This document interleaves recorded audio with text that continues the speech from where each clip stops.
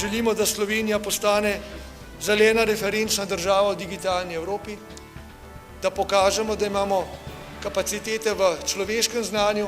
in v drugih resursih in da lahko država s svojim potencialom, kot je Slovenija, postane na tem področju celo ena vodilnih na svetu, kar mora biti naša ambicija. In prisotnost